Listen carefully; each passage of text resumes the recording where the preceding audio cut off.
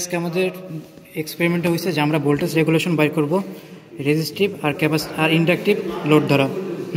তো সেক্ষেত্রে আমাদের এখানে ডায়াগ্রামটা হয়েছে যে পাওয়ার সাপ্লাই থাকবে একটা, সেই পাওয়ার সাপ্লাই থেকে আমরা একই সাথে ভোল্টমিটার আর অ্যামিটার কানেকশন দেব এবং সেটা আমাদের ট্রান্সফরমারের প্রাইমারির সাথে কানেকশন দেবো এবং ট্রান্সফরমারের সেকেন্ডারির সাথে আবার অ্যামিটার ভোল্টেজ কানেকশন দেবো এবং একবার লোড নিয়ে ভোল্টেজ নিব, একবার লোড ছাড়া ভোল্টেজ নিব।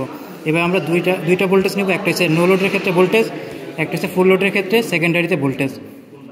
তো সেই হিসেবে এই ডায়াগ্রাম অনুযায়ী আমরা একটা সার্কিট সাজাইছি, যে রেসি পুরো সার্কিট। এই সার্কিটে আমাদের এটা হচ্ছে পাওয়ার সাপ্লাই, দুইটা অ্যামিটার আছে, দুইটা ভোল্টমিটার আছে, এখানে আমাদের রেজিস্টিভ লোড আছে, ইন্ডাকটিভ লোড আছে এবং ট্রান্সফরমার আছে।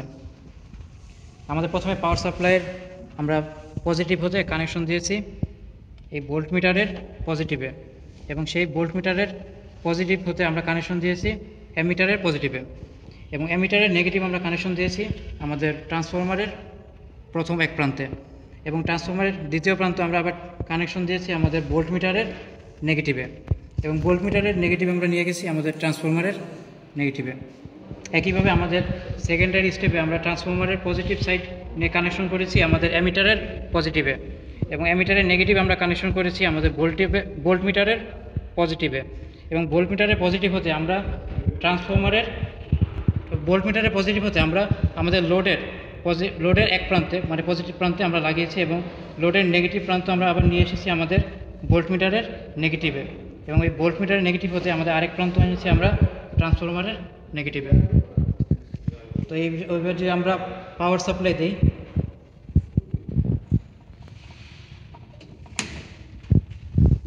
তো পাওয়ার সাপ্লাই আমরা এখানে 150 ভোল্ট দেওয়া আছে।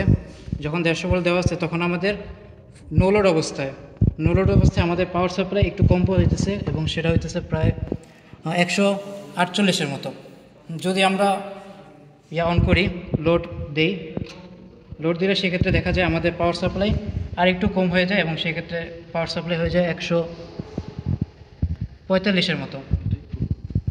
এটাই ফুল লোডের ক্ষেত্রে আমরা 145 পেতেছিলাম, যেটা নো লোডে ছিল আমাদের 148-এর মতো। তারপর যদি আমরা পাওয়ার সাপ্লাই আরেকটু বাড়াই,